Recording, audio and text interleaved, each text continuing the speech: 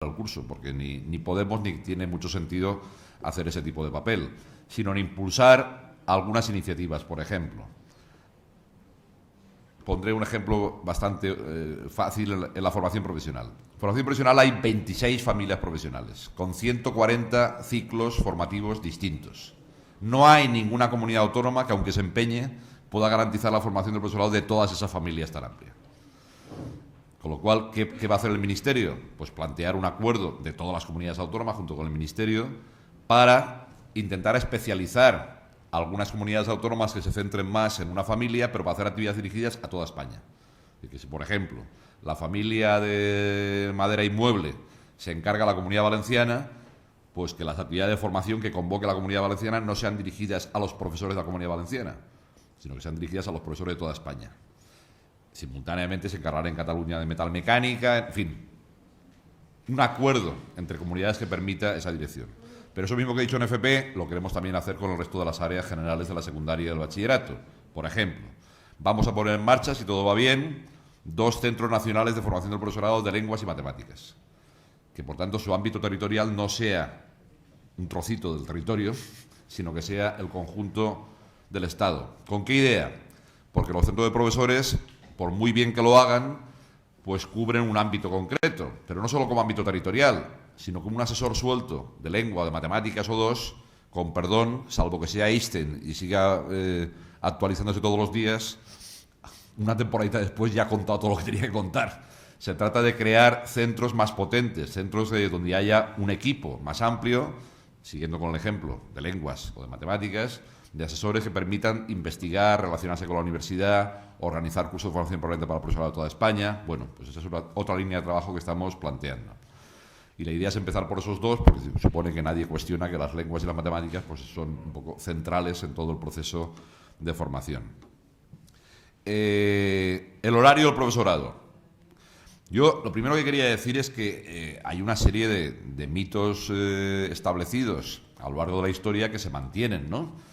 Pues eso, las vacaciones de un profesor, que era del cura, que era el sueldo de no sé quién, el tal, bueno, en fin.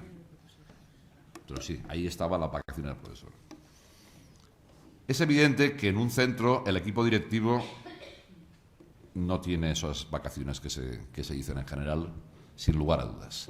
También es evidente que los profesores que se toman en serio su profesión, igual que los médicos o los fontaneros o los mecánicos del automóvil que se lo toman en serio, y son responsables con su trabajo, tienen más que de sobra el justificado, el tiempo que tienen que dedicar para preparar las clases en condiciones y para poder responder a esa situación. Que hay quien, incluso de los que se toman en serio, que por el tipo de estructura del trabajo tiene los meses de julio y agosto completos, pues sí. Y tiene, por tanto, más vacaciones que la media de los ciudadanos de este país. Y es también verdad que, salvo que esté en una cadena de montaje que lo tiene más complicado, uno en muchos puestos de trabajo puede en un momento determinado pararse y estarse pues media hora pensando, fumándose un cigarro, saliendo a la calle, y que eso un profesor no lo puede hacer, también es verdad, porque tiene a 40 delante o a 30 delante que le impiden el poder hacer ese tipo de tal. Cada profesión tiene sus ventajas y sus inconvenientes. Tiene una mayor implicación o menos, y en general el que lo hace bien en cualquier profesión hay que aplaudirle por su trabajo y por su desarrollo. Y también, evidentemente, los hay, como en todas profesiones, que lo hacen mal. Y a los que lo hacen mal, lo que hay que buscar es mecanismos que, efectivamente, pero no es un tema normalmente formal de control de horario. Te pondré un ejemplo para acabar. En mi otra etapa madrileña, del 92 al 96, estuve de director del Centro de Desarrollo Curricular, que estaba ahí en General Hora. Había 160 personas trabajando, cuando yo estaba de director de ese centro.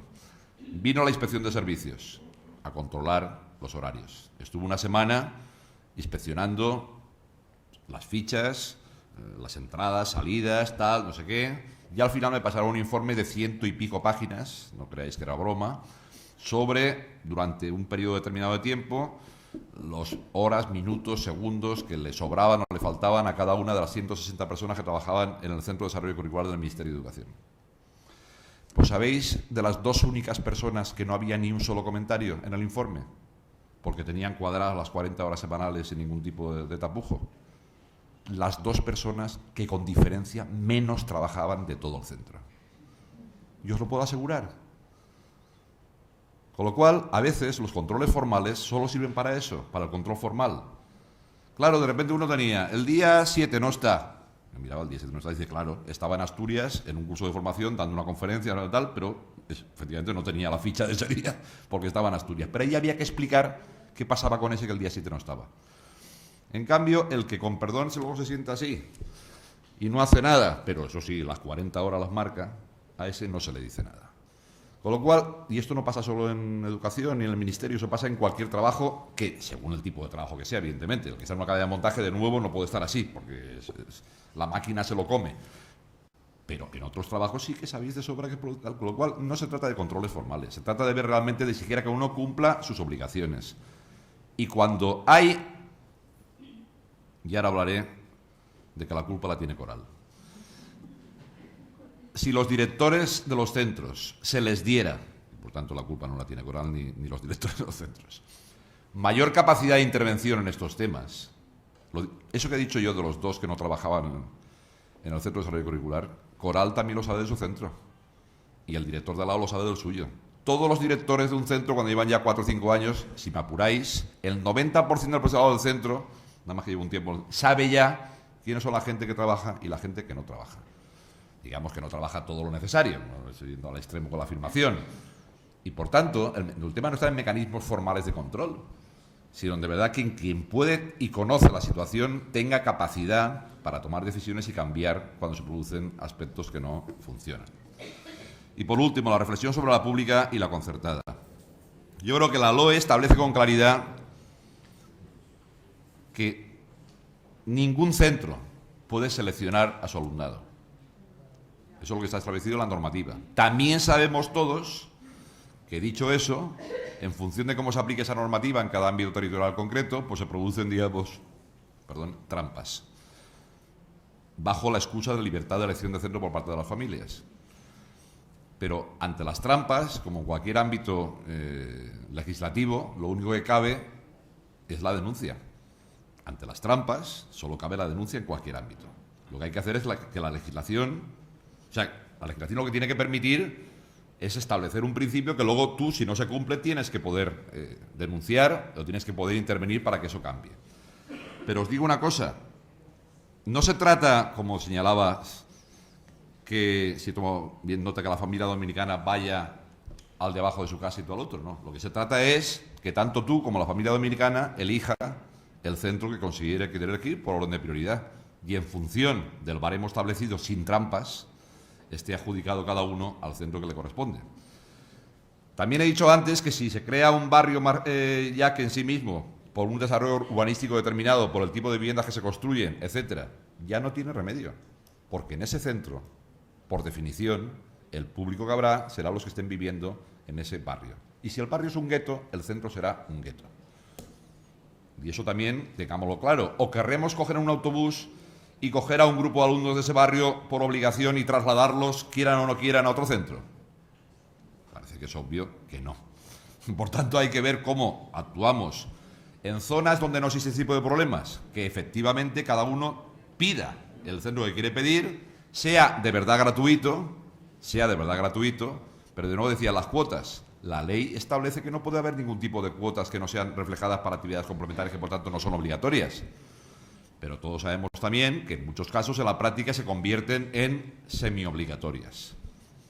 Bueno, pues esas son las típicas realidades, que lo que hay que mirar es en qué sentido se puede mejorar la legislación para que, digamos, se pueda controlar mejor ciertas cosas, pero luego siempre queda una parte que no es de mejorar la legislación, sino de mejorar también la implicación social.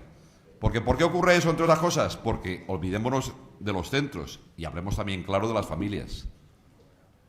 Si no existieran familias que quieren que su hijo no se junte porque con determinado tipo de otros hijos, pues no existiría lo que estamos hablando. A mí hace poco presencié en un restaurante a la mesa de al lado que le decían al dueño del restaurante, oye, sube el precio del menú, que está empezando a venir gente que, en fin, que no nos gusta. Pues con perdón, eso es exactamente lo mismo que pasa en los centros. Yo no quiero que mi hijo se junte con la gente y, por tanto, me coaligo y hago trampas con mi vecino y con el director del centro y con quien puedo para que se produzca ese proceso de selección. Por tanto, no hablemos también solo de que la dirección de los centros de la concertada, porque no podrían hacer eso si no hubiera familias que están favoreciendo que eso se haga. Y eso pasa así en todos los sectores de la sociedad. Y de nuevo, insisto, no es para echar balones fuera, sino para decir cada uno qué trozo puede intervenir y cómo poder actuar en esa dirección. Y bueno, creo que ya me he pasado de tiempo muchísimo.